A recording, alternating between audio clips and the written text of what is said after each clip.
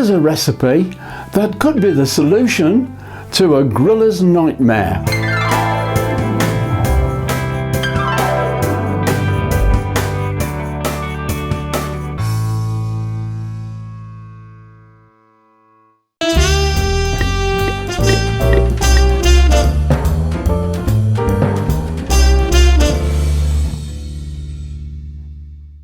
Welcome to the Barbecue Walk of Flame and to a recipe that could be very useful to have in your repertoire. Last summer at a family get-together, the grandkids rock up with a friend who's a vegetarian. Had they have let me know beforehand, I could have prepared something. But as it was, all we had without meat was salad and a bun. So their friend had a choice. Would you like your bun toasted? This veggie burger that I'm going to make can be cooked directly from the freezer. Although I must say I haven't tried it yet. You'll have to wait until the weather picks up before I cook one on my Weber Q. What I will say is that I was pleasantly surprised by the taste and the texture of this burger. So, it's over to the kitchen and I'll show you how I make them. To start with, I'm slicing and chopping one red onion. As you can see, my technique for chopping onion is first peel and halve, then slice and chop the slices. I'm sure there are many other ways to perform this task, but that's my way. I know I rave on about this garlic grater every time I use it. For me, it beats a crusher any day. Time to put the rubber gloves on. Next up is the beetroot, and I don't want red hands, thank you. First, top and tail the beetroot. Then, with a potato peeler, peel the beetroot. It's a good job I decided to wear rubber gloves, as these beets are quite juicy. That's all peeled, now to grate them. I'm so glad I have this little beauty. I mean the Magimix food processor, not the coffee machine. I'm using the fine grating disc and grating 3 beets, as they are quite small. That's the first, second and third. Now it's the turn of the 2 carrots. That's it, all done? Great. And so to cook. Turn on the large burner and heat the pan. Add 1 tablespoon of olive oil. When it's nice and hot, add the chopped onion.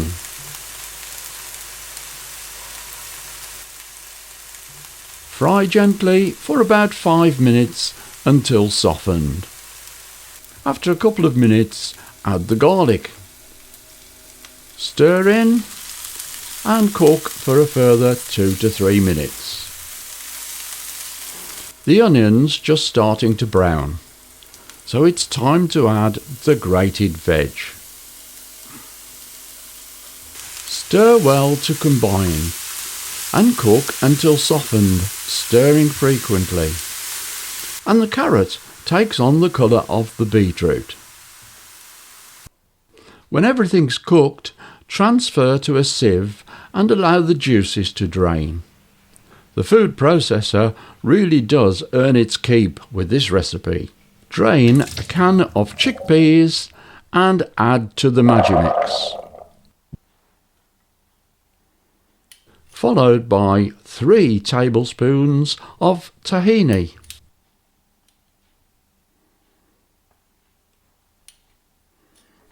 And then 100 grams of porridge oats. And finally 1 large free-range egg yolk. Lid on and pulse a few times to combine.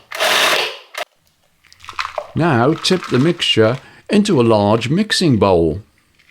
I forgot to chop these spring onions when I was prepping the other ingredients earlier. Very soon I will need 4 spring onions, finely chopped. Time to get the rubber gloves on again. Add the drained beetroot and carrot to the mixing bowl. Now get your hands in and mix well.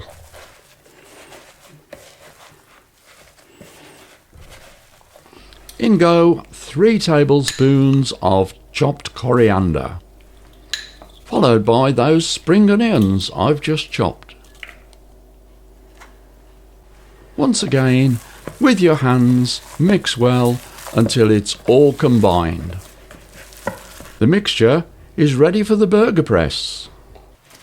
First, a disc of greaseproof, and then the mixture. I'm guessing, but I reckon that's a 1/4 pound. Press down. Oh, slipped a bit there. And that is 1/4 pound veggie burger. A greaseproof disc on top, only 4 more to go. And it's into the fridge to firm up overnight.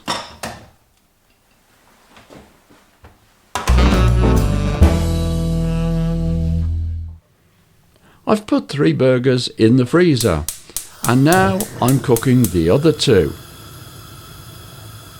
We're still in the throes of winter here in the UK, and for that reason I'm in the kitchen. A splash of oil in the pan, and get it nice and hot. In go the burgers. Cook for about 4 to 5 minutes per side. Just listen to that sizzle.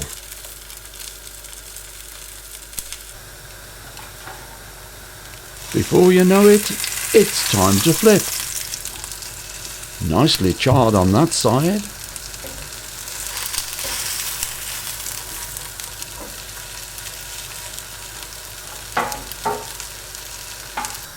You know, I can't wait to cook these burgers on the barbecue.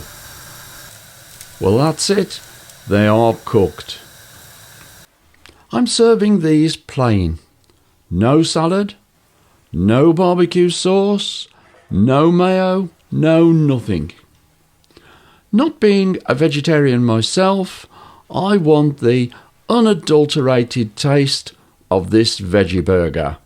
Don't it just look good? Let's see what it tastes like. The flavour is quite earthy, and the texture is a tad softer than that of, say, a beef burger. But for me, I like things a little bit more spicy. So the next time I make these burgers, I'll probably add a dash of Cajun spice mix, or even curry. I will be cooking these burgers from frozen in the near future. You won't want to miss it. All you have to do is click that button. Don't forget to activate and ding the bell, and then you won't miss a thing. Now, if you'd like to know more about this recipe, or indeed any of my videos, then all you have to do is leave your question in the community box below. Now, here's the recipe recap.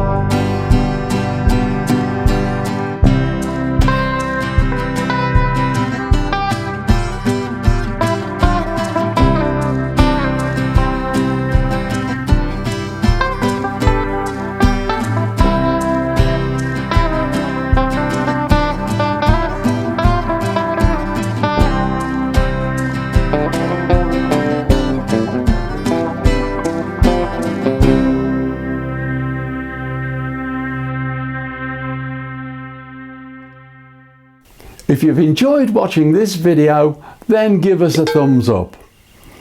Keep your eye open for when I cook these burgers on my Weber Q. It will be unmissable. But until then, that's all for this time. So from me, the old geezer who ain't at the grill, it's goodbye, thanks for watching, and I'll see you soon.